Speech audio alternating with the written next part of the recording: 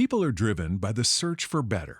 But when it comes to hiring, the best way to search for a candidate isn't to search at all. Don't search, match with Indeed. The hiring process can be slow and overwhelming. Simplify hiring with Indeed. Indeed is your matching and hiring platform. With over 350 million global monthly visitors according to Indeed data, and a matching engine that helps you find quality candidates fast. Ditch the busy work. Use Indeed for scheduling, screening, and messaging so you can connect with candidates faster. Join more than 3.5 million businesses worldwide that use Indeed to hire great talent fast. Listeners of this show will get a $75 sponsored job credit to get your jobs more visibility at Indeed.com/PODKATZ12. That's Indeed.com/PODKATZ12. Terms and conditions apply. You're listening to the Archaeology Podcast Network. You're listening to the Archaeology Show. TAS goes behind the headlines to bring you the real stories about archaeology and the history around us. Welcome to the podcast. Hello and welcome to the Archaeology Show, episode 280. On today's show, we talk about rescue archaeology from melting glaciers, a Great Lakes Clovis site, and an anti-vampire burial in Poland. Let's dig a little deeper. Make sure you're not face down. You'll just keep going deeper and deeper and deeper.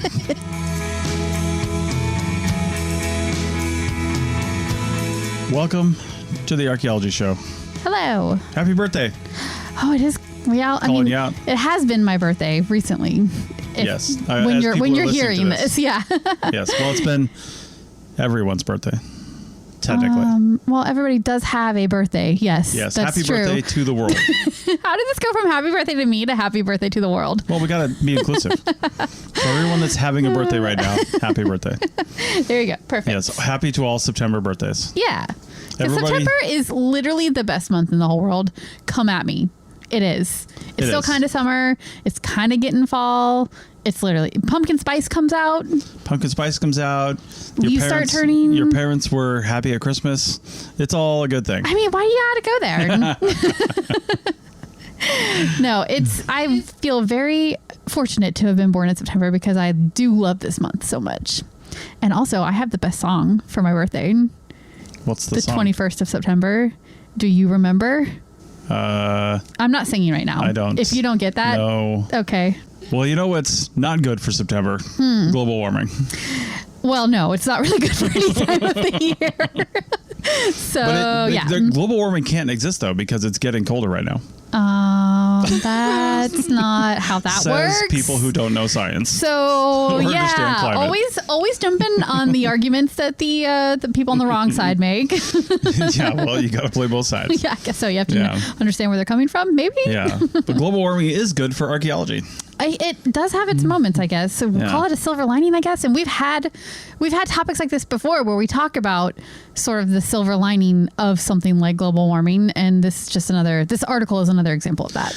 I will say that journalists tend to get this wrong, though, because we have seen where, well, first off, this article title is Global Warming Archaeology Bonanza. It doesn't necessarily say it's good for archaeology, but I have seen articles in the past that say, global warming is great for archaeology. But depending on how you look at it, a lot of archaeologists and really kind of like stakeholders, and by stakeholders, people who are like ancestors or something like that, will say that the best preservation is to leave it buried and not touch it. So in a sense, global warming is really bad for archaeology because it's uncovering things that should remain buried because, when they get uncovered, they get possibly destroyed. Yeah. And as we'll talk about in this article, like it becomes a salvage operation. Yeah. You don't have time to really study the context of where you're at and what's going on. And often this kind of uncovering global warming uncovery? That's not a word. Yeah. Sure. Uncovery. The uncovery as well. Yeah. It's out of context too because the glaciers, drag things around or whatever. So who's to say you're even going to find everything? Well, yeah, true. You're going to miss half of it too. So you're going to miss a lot of it. Okay, one other thing about global warming, and then we'll talk about the actual article. But like the flip side of global warming is that it's also covering up sites. As the glaciers melt and the seawaters rise, it's covering up sites on the other end. So it might reveal things in the icy places, but it's covering them in the warm places. So, double-edged sword, I guess. There's archaeologists on both ends of the spectrum going, slow down. Yeah, exactly. Like, can we just wait a second? We need to record this site. We need to be prepared to record sites over here. Yeah, exactly. Yeah. So anyway, there's a lot of things that normally don't preserve in the archaeological record. Yeah. Like fabric, hunting equipment, they call it, like wooden spears, arrow shafts, things like that. Like a lot of wood, basically. Yeah. Wood and fabric. Wood, fabric, all those organic things that are not stone. They're not hardy. They don't make it through time. Yeah, but they will be preserved under things like ice, things like that. I mean, sometimes for thousands of years. Yeah, they can be. Yeah. Ice is the ultimate preserver, right? Water, really. Well, yeah, exactly. Which is kind of ironic because once it's exposed to the elements, it starts to degrade rather quick. Yeah. And that's why this is a salvage operation, basically, because they have to go find these things because it's not like they have a map. Right. So there's no treasure map pointing them to where things are going to be uncovered, right? No. So they have to go find them and then excavate quickly. And really not even excavate, just recover them quickly before they deteriorate and are gone. So one program that is trying to really kind of catch as much as they can in a place that has a lot of melting ice, a place that had a lot of ice to begin with, is Norway. Yeah. And the program is called the Glacier Archaeology Rescue Program. Sounds so... I know. I don't know, like romantic. I know. I just like to call them GARP. GARP. GARP. It's a good name. I like it. I want to know what it is in Norwegian. Like, does it have some sort of really cool acronym in Norwegian? Yeah. Yeah. I don't know. Anyway, they're on a quest to hunt for thawing artifacts in some of the most exposed areas. So they must have some literally heat maps, I would imagine, where they know where a lot of the thaw is happening more rapidly, probably. I suppose that is the only kind of map that could help them target areas, right? It's not going to show them things, but it'll at least show them where to look, maybe. Well, and I wonder if, getting a little off track here, if they have sort of a cultural map along with a, kind of an ice map or glacial map that shows them where some stuff may possibly intersect prehistorically or historically. Yeah. Or maybe they don't even know because it's under ice. Maybe. Yeah. I mean, like migration paths, human migration paths might help point them. Or also, as they're finding stuff, they're building maps as well. Yeah, true. So among the things that they have discovered recently is an Iron Age tunic that dates to 230 to 390 CE. Yeah. And this is long ago, 1800 years, but it's not like your, Ice Age cultures. But again, what makes this super significant and interesting is that it's fabric. To actually have fabric that is almost 2,000 years old, that's what's so insane about this and so unique. And this particular tunic was made from very fine lamb or sheep's wool, and it is woven in a diamond twill pattern. Yeah. It's really cool when you look at the pictures too, because they actually have the picture in the article here of it just like laying on the ground as it was discovered. Yeah. All like dirty and just like crumpled there. Up. You could easily walk over it. Doesn't it look like somebody like was a little bit warm and they like took off their over tunic and like crumpled it up next to them while they were sitting on a rock having lunch and then like walked off without it. Just totally walked away. Yeah. Yeah. Which I can totally imagine somebody doing. Everybody's done that, right? Yeah. Kind of looks that way actually. Yeah. Yeah. Somebody's super pissed off and just like turned around and just like, where is my tunic? Well, they probably were pissed off because it seems like this was a very nice and very warm tunic. Yeah, so probably. Yeah. Yeah. They've also found what they call scaring sticks that would have been used by reindeer hunters to drive animals where they would be killed. And I imagine these sticks were either they would like whack them together or whack them on the ground or something like that. Yeah. And literally scaring sticks to, scare reindeer. To drive them into a place where it was easier to kill one or two or however many they could handle at once. So and of course, sense. Archaeologists being archaeologists, they're suggesting that one of those hunters could have worn this tunic. I mean, this is a little bit of a stretch. It is. Yeah. It is. Did they find these next to each other? Were the sticks in the tunic? I know. I always want to know more about the context before we like make that kind of association. Yeah. If it was in the pocket of the tunic, okay. Right. Like, sure, that makes sense. Right. But if it was just nearby, I don't know if I would make that association. Yeah. What is a person-shaped tunic with like sticks in the ends of the arms? I don't think so. Right. But it is still, and the story is really intriguing because we know those kind of people doing that kind of thing occupied this area. So making that association is somewhat logical, even if it lacks hard evidence. Yeah. The cool thing about this is that you can see some of the modifications to the tunic. Yeah. And I think this is where you come in, because they make some claims in the write-up here that are a little bit misleading. Well, they do. And because I wouldn't have seen it. yeah. Now, the first thing they said is that it looks like it might have been sleeveless originally when it was first made, and then the sleeves were added later. And that does look legit. Like, when you look at it, you can see a difference in the fabric between the sleeves and the body, and possibly even up in the collar, but that might just be because it's the inside too. It's hard to say. And then the other thing that they said, and I think this is just somebody who's not really understanding how twills work, so I can go into that just super briefly, but a woven twill fabric is by nature made of two colors. That's how you get those patterns, the diamond patterns. I mean, I guess you can do it in one pattern. That would be like your jeans or your twill pants if they're in one color, but then they're not it's not a pattern. It's just a fabric. All of my twill pants are like that. Yeah, exactly. I have no twill pants. Yeah, but like, look closely at your jeans and you will see that there is like a pattern there in the jeans, but it's a pretty basic one. That's your single color. But when you get into these diamond patternings and stuff like that, that's when you use two colors for the warp and the weft, and you get the different shapes and patterns. And I know a little bit of something about this because I had a loom at one point and I was doing twill patterning on that loom. So that's what they have done here. So in the description of the different parts of the tunic, the article does say that there's patchy coloration, and they say specifically it's not due to uneven bleaching by sunlight. And that's true. It's not. This thing was frozen first and then covered by a layer of snow. Like, it's probably never seen the light. So that probably didn't happen. And the coloration is in the wrinkles. It's in the shape of the wrinkles that it was found in. So it's not wear from the person. But it also isn't because of the two colors of wool that they used either. They didn't make that mottled looking effect on purpose, I guess, is what I'm trying to say. That is from whatever happened to it after it was dropped and then preserved. The two colors of wool were used to make the diamond shape that you can see in one of the pictures. And then there's another picture below it that shows sort of more of an intermixing. Yeah. And that color was also made by the two colors of wool. Those are in the insets on the yeah, exactly. So just a little bit of a clarification on what they mean by the two colors. Yeah, cool. It's really neat.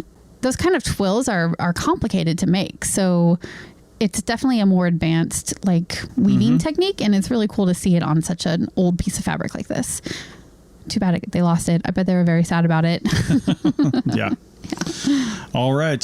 Well, I guess with that, we hope that they, continue on with this work and really, keep getting funding, because that's usually what stops work like this. But hopefully they keep getting funding, because I don't think the climate's going to warm anytime soon, and it's probably going to continue getting warmer and melting before it gets colder. So there's that. But all right. Well, with that, we are going to move over to closer to where Rachel and I are, and not really, but closer to the United States anyway. We have been there recently-ish. We actually went real close to here as we passed through Lower Michigan, but we're going to go by Lower Michigan and learn a little bit about the oldest, at least the currently oldest archaeology site in Michigan that was found just a few years ago with some recent discoveries. So we'll talk about that in a minute. Back on the other side. O'Reilly. You need parts? O'Reilly Auto Parts has parts. Need them fast? We've got fast. No matter what you need, we have thousands of professional parts people doing their part to make sure you have it. Product availability. Just one part that makes O'Reilly stand apart. The professional parts people. O'Reilly Auto Parts. Get 15% off a set of BrakeBest Select, Select Pro, or Import Direct brake pads and 2 rotors now at O'Reilly Auto Parts. O'Reilly Auto Parts. Welcome back to the Archaeology Show, episode 280. And this article is from Newsweek and a few other places, called Prehistoric Native American Tools Reveal What They Ate at Great Lakes Camp. I think they're kind of burying the lead there. Or just sort of giving the whole thing away in like the title. Well, yeah, but it's also like the oldest site found in Michigan and a Clovis site, something that had never been found in Michigan. Oh, so that was all new for Michigan. That was all new for Michigan. Okay. Yeah, it's like, this is clearly not written by an archaeologist. And to me, that is actually a lot more important than what they ate. Who cares? I mean, kind of, but we'll get to it. Yeah. Well, anyway, this was found in the Great Lakes region of the United States of America. So if you're not familiar with the USA, there's a whole bunch of big lakes made by glaciers, and they're right in the middle, up top near Canada. Yeah, we share them with Canada, really. Yeah. Well, we do. Yeah. Some of them we keep to ourselves, and some of them we share with Canada. So well, I think most of them we share with Canada, actually, except for maybe Michigan. Yeah. Lake Michigan. But we kind of share that. Does Michigan like an edge of it? I don't know. I don't think so. I think Michigan might right. fully enclose Lake Michigan, but yeah, you might be right. Anyway, the Belsen site, they call it, dates to about 13,000 years ago and is located in southwest Michigan. Mm-hmm. Yes.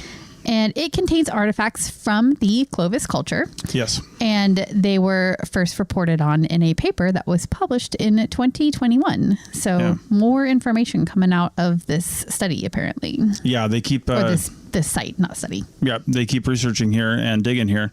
And this same team, recently publishing in PLOS ONE, has revealed new discoveries. The Clovis people likely returned annually to the site over several years. That's the new research. Yeah, which totally makes sense because these people were, migratory, right? They followed game, they followed food, they followed the seasons, and they had paths as they went on. So it would totally make sense that you would go back to somewhere that was protected and a place that, you liked being at in the previous season. Why not, right? Yeah, and in anthropological circles, you kind of learn about this in sort of Anthropology 101. It's called a seasonal round because they probably had other places they went to in the year as well. Yeah. So, and the reason for this is because they were likely following things like game and other things that they ate, right? So not only game, but, flora, plants. They were probably running from snow at some point. Like they'd had enough of it. Time to move on. Don't want to be here anymore. They're basically the first snowbirds.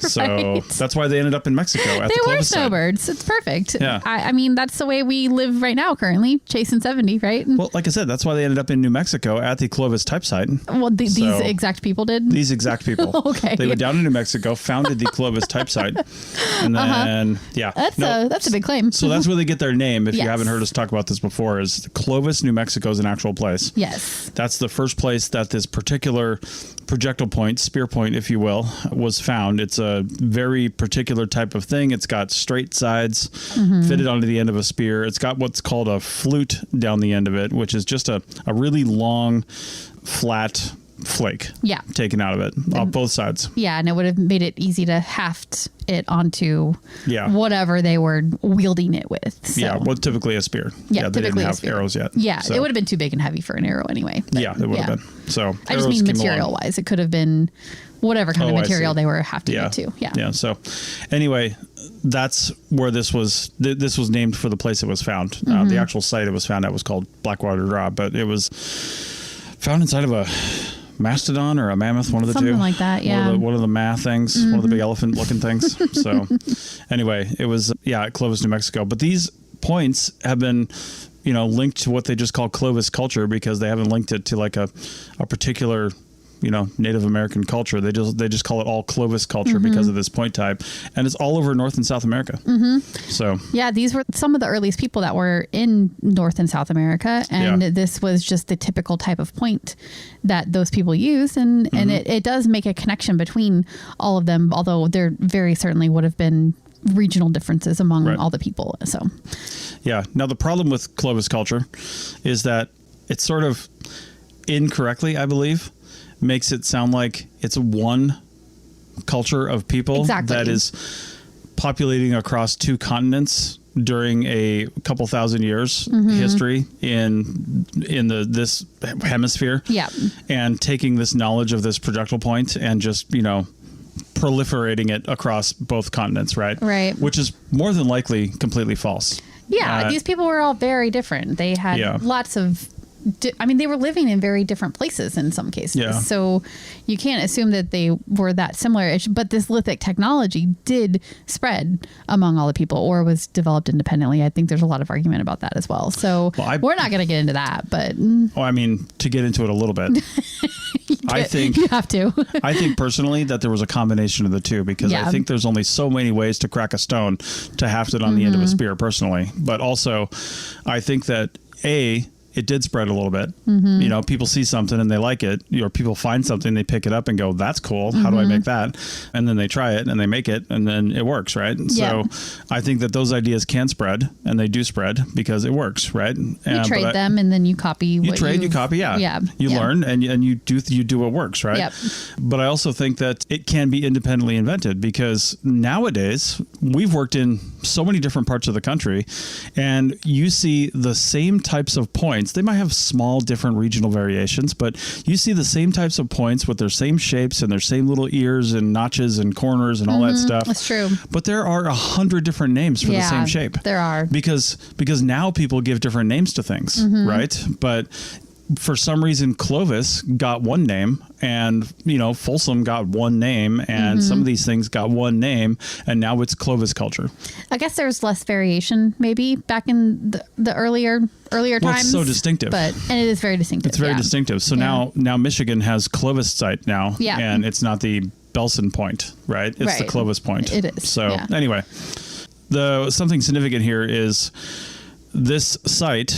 One of the significant things about it is it was under ice. The Wisconsin glaciation began around 100,000 to 75,000 years ago and was part of the most recent ice age that ended about 11,000 years ago. So these guys were like looking at a George R.R. Martin-esque wall of ice just to the north of them. Right. Yeah, it was creating the Great Lakes at the time. They had just pulled back, and they're going, hey, that big area, that lake is getting a lot bigger. Yeah. That one right next to us. Right. It just keeps filling up. It just keeps getting deeper. What's happening? That valley we walked through to get here, what happened to it? I can't even see across it now. Right. So they're just like, when I was a kid. Oh my God. You know, anyway, but as a result, Michigan was completely covered in ice, as well as the rest of the northern part of the continent. So, but the ice had receded in some parts of southern Michigan by 13,000 years ago, of course, because they wouldn't be there otherwise. Right. And this site is thought of as one of the earliest archaeological sites as a result. So as ice was melting, people were just like moving on in because vegetation was growing back up. It was very fertile soil, and animals were coming in and eating it, and people were following in and eating them. Yeah, exactly. And evidence suggests that the Clovis people visited this site annually for at least 3 to 5 years. And it was probably in the summer. And I suppose they can tell that by probably the levels of hearth activity. That would be my guess anyway, because otherwise, how could you say specifically 3 to 5 years? What would you think on that? Probably, and I would imagine the hearths probably move around a little bit, or there's layers of them, or something like that. Yeah. Yeah, something like that. Yeah. Well, this was what I thought was one of the coolest things about this site, because it's not often that we get to do this kind of analysis. And also, many Clovis points that are known in this country were collected in the olden times before this kind of analysis could be done. And that is protein analysis on the tools. And you can do this protein analysis to see what kind of things they were cutting with the tools.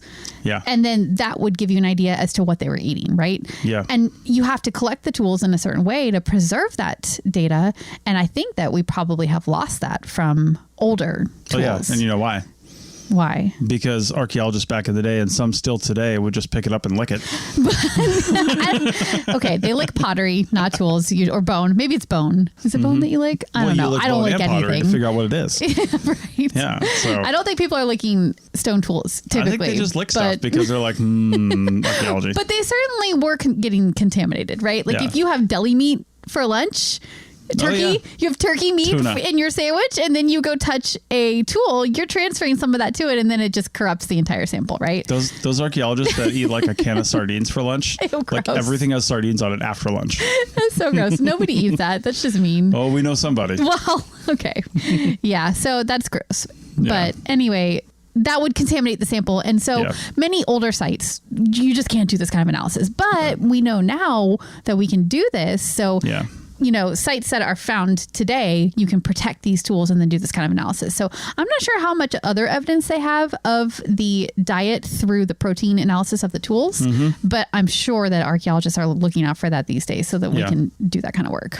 Yeah, so some of the animals they were able to come up with based on this analysis was muskox, caribou, or deer. They kind of present the same way. Yeah. Hare, or rabbits, and extinct peccary, which is a pig-like animal. You know what's not on that list? Mammoth or mastodon. Yeah. Right? Yeah.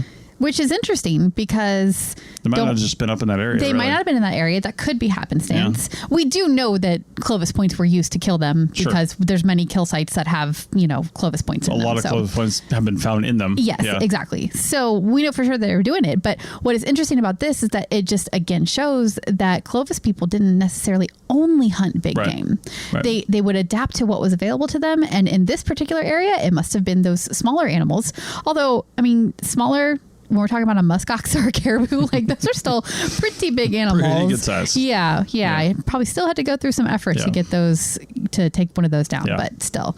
Yeah. And they probably also ate plants and things like that as well, because how could you not? You're going to eat things that are easy to eat and aren't going to kill you. Yeah, exactly. That's how we find out how plants don't kill you. Especially if this was a summertime camp. That's when all the green veggie things are alive. So they must have been eating veggies too.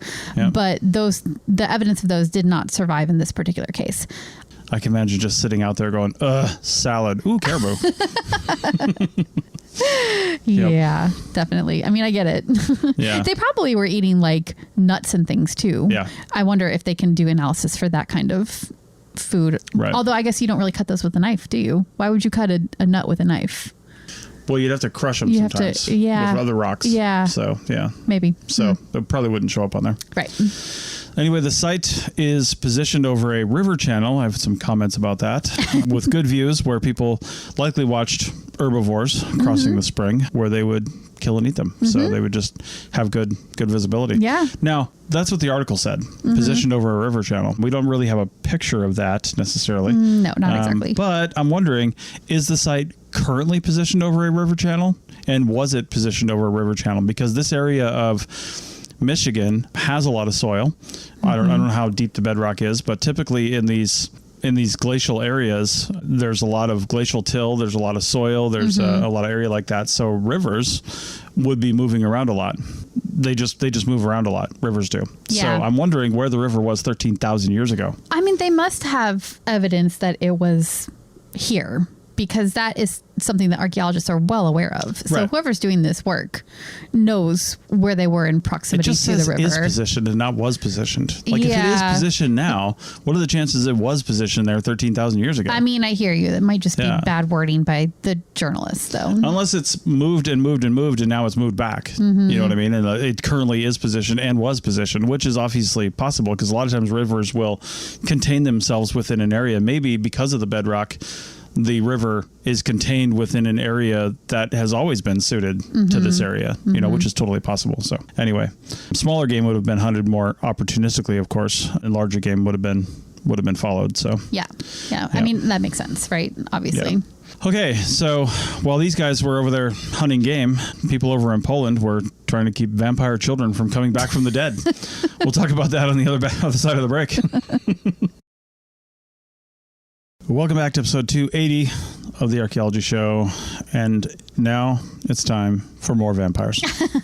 I know, I love this. And we did a whole episode on vampires and vampire burials and vampire lore that led to vampire burials back in the day last year for Halloween. So we'll try to find that episode and link to it because it was fun. Yes. It was fun. I did not know how much vampire stuff that you can find in the archaeology record just because of, suspicious ideas people had in the past. Not suspicious. That's not the right word, but just different folklore notions people had in the past. Yeah. Well, they took it pretty seriously, apparently. Yeah. Sure did in this case. Yeah. Well, this article is called Medieval Vampire Child Burial Used Extreme Measures to Keep Dead in Grave. And it's also from Newsweek. So a site on Góra Chełmska, which is a ridge near Koszalin in northwestern Poland, a team have made an interesting discovery. Yes, the skeletons of 2 children have been found without coffins. No coffins. You think a coffin would at least contain them a little more.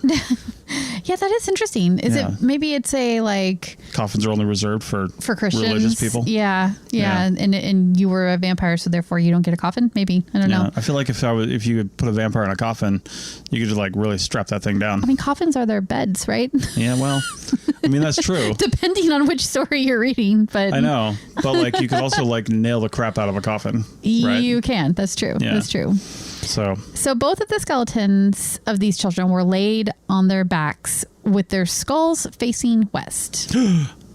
Not west. I mean, I don't know why that matters for a vampire. I don't know. Well, I mean, facing east in some cultures is often like towards Jerusalem, but not in Poland. Yeah. Facing east is China in Poland. Well, it could be the rising sun, setting something, but right. Yeah. So these two were dated to the 13th century based on associated pottery shards. Mm-hmm. And there's no other known cemeteries in this area, which I also thought was interesting because not usually, but often you find these types of graves outside of the bounds of a cemetery where, regular Christians would be buried. So, but these are just sort of off on their own, it sounds like. Yeah, but that just means maybe we haven't found another cemetery. So it's true. But this is only medieval. It's 13th century. It's not even that long ago. Like not comparatively speaking in the archaeology record, but yeah. One of the graves displays anti-vampire characteristics, which that also surprises me that only one of them does. If they're both kind of buried there. Yeah. Were they buried together, or were they found in their own separate burials near each other? That was this is like the whole journalism versus paper thing, like academic paper. This is just a journalistic report of a cool thing, not the actual like academic paper. Yeah, one of the graves displays what they call anti-vampire characteristics, and is known as a revenant grave, technically. Yeah. Revenant is the term for that. Yeah. And of course, it's in the folklore of several cultures, as we mentioned. Yeah. We'll definitely link back to that old episode because we kind of went in detail about the different folklore, the origins, and that kind of stuff. The term revenant refers to a person who comes back from the dead as a spirit or reanimated corpse to terrorize the living. I'm like, really specifically to terrorize the living, or just like to live a fancy life with a velvet jacket? Well, that's what vampires have become. But I think the way it started, if I remember correctly from the last time we talked about this, is like often a disease would like tear through a town and they just needed a reason or an explanation. So like the first person to get it became the one who caused it all, right? Yeah. They had to blame somebody, so they just blamed the first person. They become the revenant who came out of their graves and then passed this disease along or terrorized the rest of the village. So not necessarily fair, but it was how they mentally handled that situation. Well, graves like this have dated back thousands of years and are found all across Europe because probably as long as people have been living in groups, bigger groups, and disease and things like this have been taking hold, that's probably as long as this is dated to. Yeah. You always need someone to blame. Yeah. And like, I kind of get it, right? It's easier to blame the dead than the living, right? Like they are already dead, and at least they're not doing terrible things to somebody who's still alive. Sure, blame the dead if that makes you feel better about the situation. It's probably a fundamental lack of understanding too about disease and death.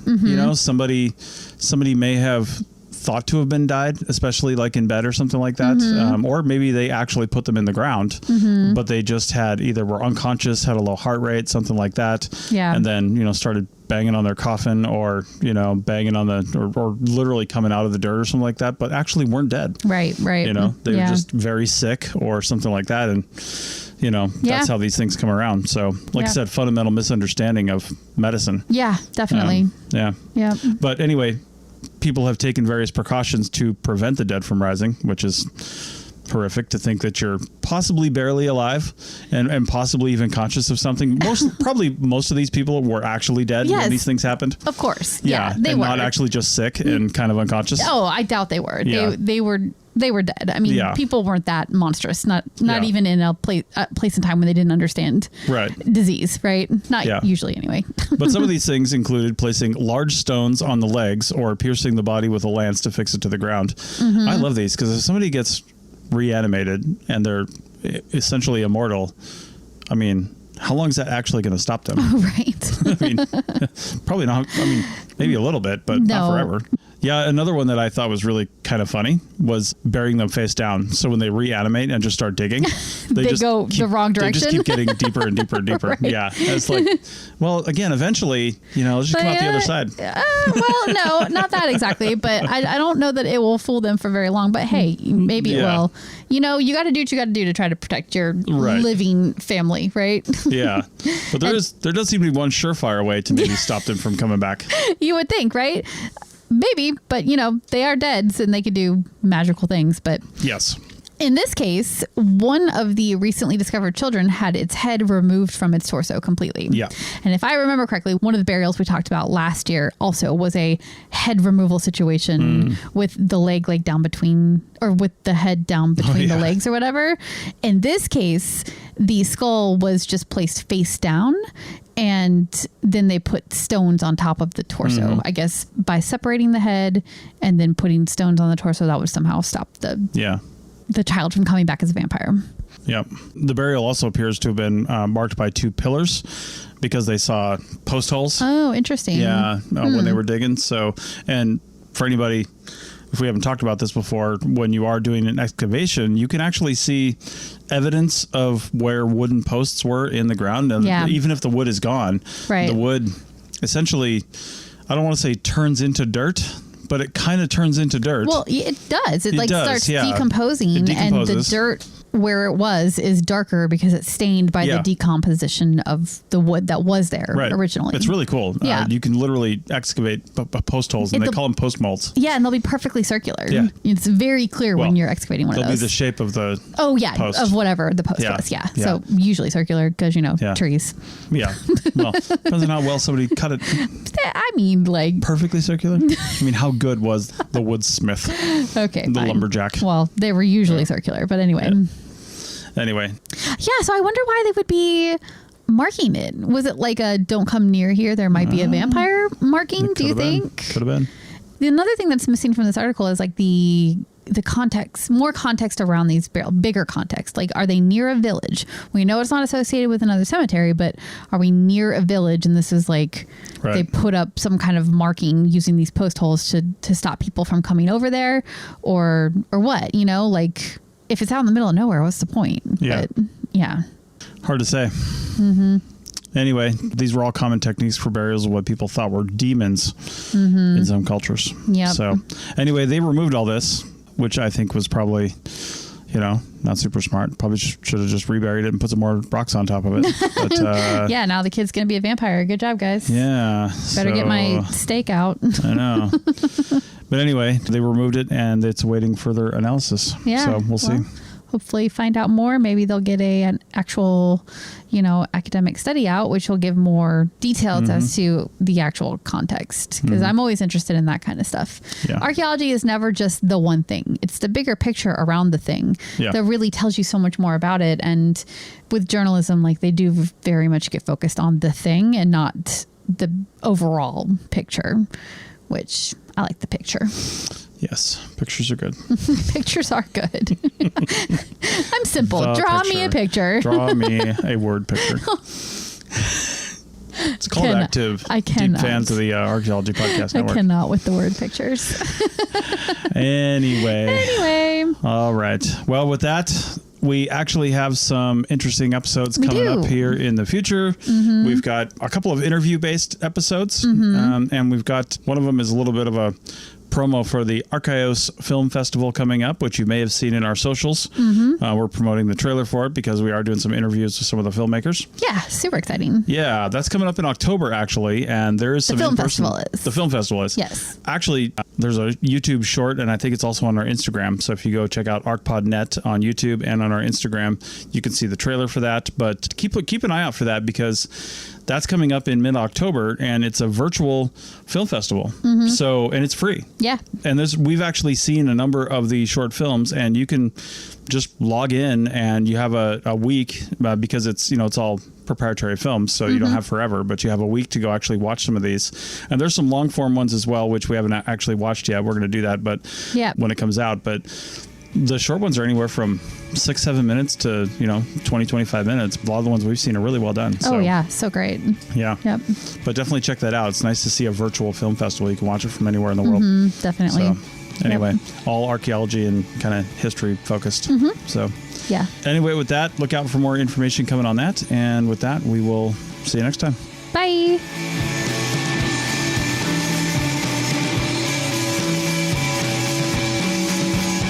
Thanks for listening to The Archaeology Show. Feel free to comment and view the show notes on the website at www.arcpodnet.com. Find us on Facebook, Instagram, and Twitter at arcpodnet.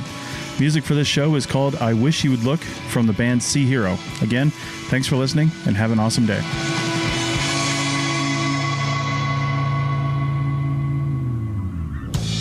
This episode was produced by Chris Webster from his RV traveling the United States, Tristan Boyle in Scotland, DigTech LLC, Culturo Media, and the Archaeology Podcast Network, and was edited by Rachel Roden. This has been a presentation of the Archaeology Podcast Network. Visit us on the web for show notes and other podcasts at www.arcpodnet.com. Contact us at chris@archaeologypodcastnetwork.com.